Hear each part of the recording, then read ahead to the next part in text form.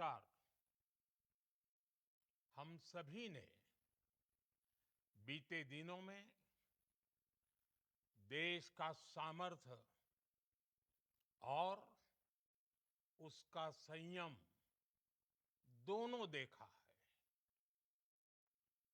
मैं सबसे पहले भारत की पराक्रमी सेनाओं को, सशस्त्र बलों को, हमारी खुफिया एजेंसियों को, हमारे वैज्ञानिकों को, हर भारतवासी की तरफ से सैल्यूट करता हूं। हमारे वीर सैनिकों ने ऑपरेशन सिंदूर के लक्ष्यों की प्राप्ति के लिए असीम शौर्य का प्रदर्शन किया। मैं उनकी वीरता को, उनके साहस को, उनके पराक्रम को आज समर्पित करता हूं हमारे देश की हर माता को, देश की हर बहन को और देश की हर बेटी को ये पराक्रम समर्पित करता हूं। साथियों, 22 अप्रैल को पहलगाम में आतंकवादियों ने जो बर्बरता दिखाई थी, उसने देश और दुनिया को झकझोर दिया था। छुट्टियां मना रहे निर्दोष मासूम नागरिकों को धर्म पूछकर उनके परिवार के सामने, उनके बच्चों के सामने बेरहमी से मार डालना, यह आतंक का बहुत विभत्स चेहरा था, क्रूरता थी। ये देश के सद्भाव को तोड़ने की घिनौनी कोशिश भी थी। मेरे लिए व्यक्तिगत रूप से ये पीड़ा बहुत बड़ी थी। इस आतंकी हमले के बाद सारा राष्ट्र, हर नागरिक, हर समाज, हर वर्ग, हर राजनीतिक दल एक स्वर में आतंक के खिलाफ कड़ी कार्रवाई के लिए उठ खड़ा हुआ। हमने आतंकवादियों को मिट्टी में मिलाने के लिए भारत की सेनाओं को पूरी छूट दे दी और आज हर आतंकी, आतंक का हर संगठन जान चुका है कि हमारी बहनों बेटियों के माथे से सिंदूर हटाने का अंजाम क्या होता है। साथियों, ऑपरेशन सिंदूर ये सिर्फ नाम नहीं है, ये देश के कोटि कोटि लोगों की भावनाओं का प्रतिबिंब है। ऑपरेशन सिंदूर न्याय की अखंड प्रतिज्ञा है।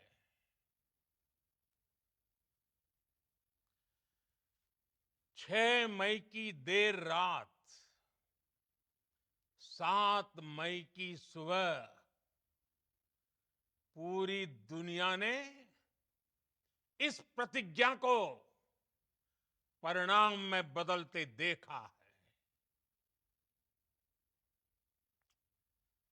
भारत की सेनाओं ने पाकिस्तान में आतंक के ठिकानों पर, उनके ट्रेनिंग सेंटर्स पर सटीक प्रहार किया।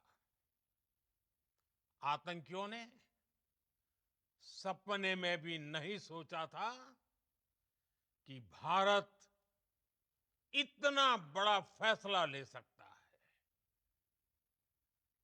लेकिन जब देश एकजुट होता है, नेशन फर्स्ट की भावना से भरा होता है, राष्ट्र सर्वोपरि होता है, तो फौलादी फैसले लिए जाते हैं, परिणाम लाकर दिखाए जाते हैं। जब पाकिस्तान में आतंक के अड्डों पर भारत की मिसाइलों ने हमला बोला, भारत के ड्रोन्स ने हमला बोला, तो आतंकी संगठनों की इमारतें नहीं, बल्कि उनका हौसला भी थर्रा गया। बहावलपुर और मुरिद के जैसे आतंकी ठिकाने एक प्रकार से ग्लोबल टेररिज्म की यूनिवर्सिटीज रही है। दुनिया में कहीं पर भी जो बड़े आतंकी हमले हुए हैं, चाहे 9/11 हो, चाहे लंदन ट्यूब बॉम्बिंग हो, या भारत में दशकों से जो बड़े बड़े आतंकी हमले हुए हैं, उन सब के तार कहीं ना कहीं आतंक के इन्हीं ठिकानों से जुड़ते रहे हैं। आतंकियों ने हमारी बहनों का सिंदूर उजाड़ा था, इसलिए भारत ने आतंक के ये हेडक्वार्टर्स उजाड़ दिए। भारत के इन हमलों में 100 से अधिक खूंखार आतंकवादियों को मौत के घाट उतारा गया है। आतंक के बहुत सारे आका बीते 2.5-3 दशकों से खुलेआम पाकिस्तान में घूम रहे थे, जो भारत के खिलाफ साजिशें करते थे। उन्हें भारत ने एक झटके में खत्म कर दिया। साथियों, भारत की इस कार्रवाई से पाकिस्तान घोर निराशा में गिर गया था, हताशा में गिर गया था, बौखला गया था। और इसी बौखलाहट में उसने एक और दुस्साहस किया। आतंक पर भारत की कार्रवाई का साथ देने के बजाय पाकिस्तान ने भारत पर ही हमला करना शुरू कर दिया। पाकिस्तान ने हमारे स्कूलों, कॉलेजों को, गुरुद्वारों को, मंदिरों को, सामान्य नागरिकों के घरों को निशाना बनाया। पाकिस्तान ने हमारे सैन्य ठिकानों को निशाना बनाया। लेकिन इसमें भी पाकिस्तान खुद बेनकाब हो गया। दुनिया ने देखा कि कैसे पाकिस्तान के ड्रोन्स, पाकिस्तान की मिसाइलें भारत के सामने तिनके की तरह बिखर गई। भारत के सशक्त एयर डिफेंस सिस्टम ने उन्हें आसमान में ही नष्ट कर दिया। पाकिस्तान की तैयारी सीमा पर वार की थी, लेकिन भारत ने पाकिस्तान के सीने पर वार कर दिया। भारत के ड्रोन्स, भारत की मिसाइलों ने सटीकता के साथ हमला किया। पाकिस्तानी वायुसेना के उन एयरबेस को नुकसान पहुंचाया, जिस पर पाकिस्तान को बहुत घमंड था। भारत ने पहले 3 दिनों में ही पाकिस्तान को इतना तबाह कर दिया, जिसका उसे अंदाजा भी नहीं था। इसलिए भारत की आक्रामक कार्रवाई के बाद पाकिस्तान बचने के रास्ते खोजने लगा। पाकिस्तान दुनिया भर में तनाव कम करने के लिए गुहार लगा रहा था, और बुरी तरह पीटने के बाद इसी मजबूरी में 10 मई की दोपहर को पाकिस्तानी सेना ने हमारे डीजीएमओ को संपर्क किया। तब तक हम आतंकवाद के इंफ्रास्ट्रक्चर को बड़े पैमाने पर तबाह कर चुके थे। आतंकियों को मौत के घाट उतार दिया गया था। पाकिस्तान के सीने में बसाए गए आतंक के अड्डों को हमने खंडहर बना दिया था। इसलिए जब पाकिस्तान की तरफ से गुहार लगाई गई, पाकिस्तान की तरफ से जब ये कहा गया कि उसकी ओर से आगे कोई आतंकी गतिविधि और सैन्य दुस्साहस नहीं दिखाया जाएगा, तो भारत ने भी उस पर विचार किया। और मैं फिर दोहरा रहा हूं, हमने पाकिस्तान के आतंकी और सैन्य ठिकानों पर अपनी जवाबी कार्रवाई को अभी सिर्फ स्थगित किया है। आने वाले दिनों में हम पाकिस्तान के हर कदम को इस कसौटी पर मापेंगे कि वो क्या रवैया अपनाता है। साथियों, भारत की तीनों सेनाएं, हमारी एयरफोर्स, हमारी आर्मी और हमारी नेवी, हमारी border security force BSF, Bharat के अर्धसैनिक बल लगातार अलर्ट पर है।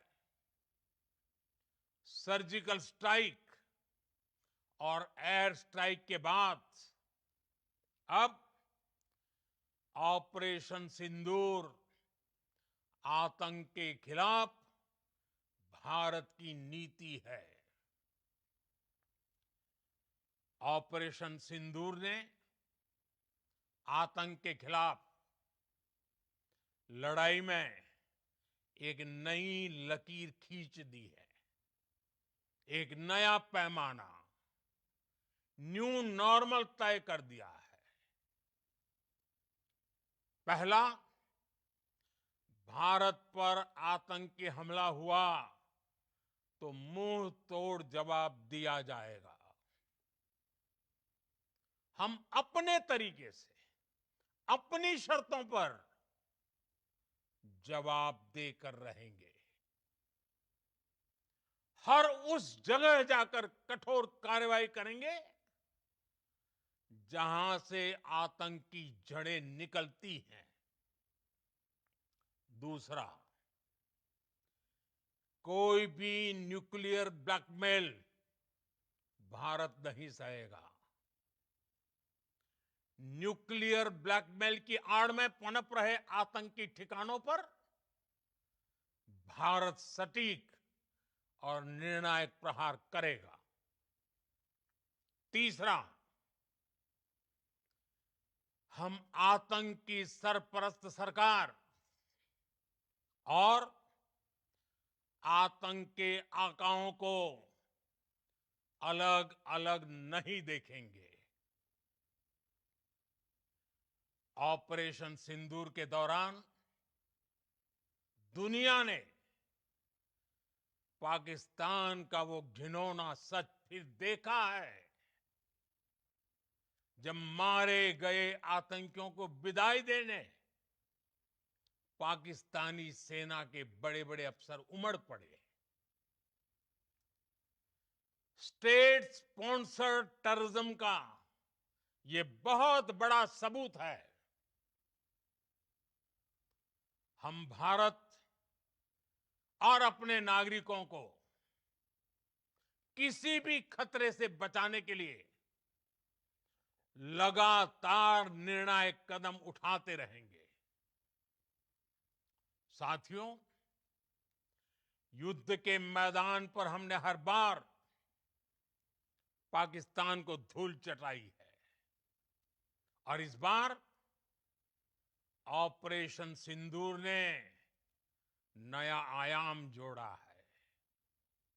हमने रेगिस्तानों और पहाड़ों में अपनी क्षमता का शानदार प्रदर्शन किया और साथ ही न्यू एज वॉरफेयर में भी अपनी श्रेष्ठता सिद्ध की। इस ऑपरेशन के दौरान हमारे मेड इन इंडिया हथियारों की प्रामाणिकता सिद्ध हुई।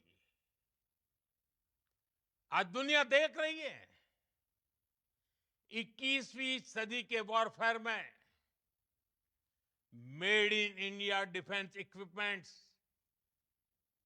इसका समय आ चुका है।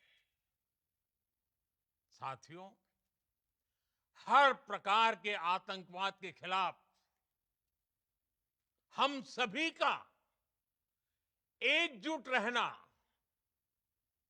हमारी एकता, हमारी सबसे बड़ी शक्ति है। निश्चित तौर पर ये युग युद्ध का नहीं है, लेकिन ये युग आतंकवाद का भी नहीं है। टेररिज्म के खिलाफ जीरो टॉलरेंस, ये एक बेहतर दुनिया की गारंटी है। साथियों, पाकिस्तानी फौज, पाकिस्तान की सरकार जिस तरह आतंकवाद को खाद पानी दे रहे हैं, वो एक दिन पाकिस्तान को ही समाप्त कर देगा। पाकिस्तान को अगर बचना है तो उसे अपने टेरर इंफ्रास्ट्रक्चर का सफाया करना ही होगा। इसके अलावा शांति का कोई रास्ता नहीं है। भारत का मत एकदम स्पष्ट है। टेरर और टॉक एक साथ नहीं हो सकते। टेरर और ट्रेड एक साथ नहीं चल सकते और पानी और खून भी एक साथ नहीं बह सकता। मैं आज विश्व समुदाय को भी कहूंगा, हमारी घोषित नीति रही है अगर पाकिस्तान से बात होगी तो टेररिज्म पर ही होगी। अगर पाकिस्तान से बात होगी तो पाक ऑक्युपाइड कश्मीर पीओके उस पर ही होगी। प्रिय देशवासियों, आज बुद्ध पूर्णिमा है। भगवान बुद्ध ने हमें शांति का रास्ता दिखाया है। शांति का मार्ग भी शक्ति से होकर जाता है। मानवता शांति और समृद्धि की तरफ बढ़े, हर भारतीय शांति से जी सके, विकसित भारत के सपने को पूरा कर सके, इसके लिए भारत का शक्तिशाली होना बहुत जरूरी है। और आवश्यकता पड़ने पर इस शक्ति का इस्तेमाल भी जरूरी है। और पिछले कुछ दिनों में भारत ने यही किया है। मैं एक बार फिर भारत की सेना और सशस्त्र बलों को सैल्यूट करता हूं। हम भारतवासी के हौसले, हर भारतवासी का एकजुटता का शपथ, संकल्प, मैं उसे नमन करता हूं। बहुत बहुत धन्यवाद। भारत माता की जय। भारत माता की जय। भारत माता की जय।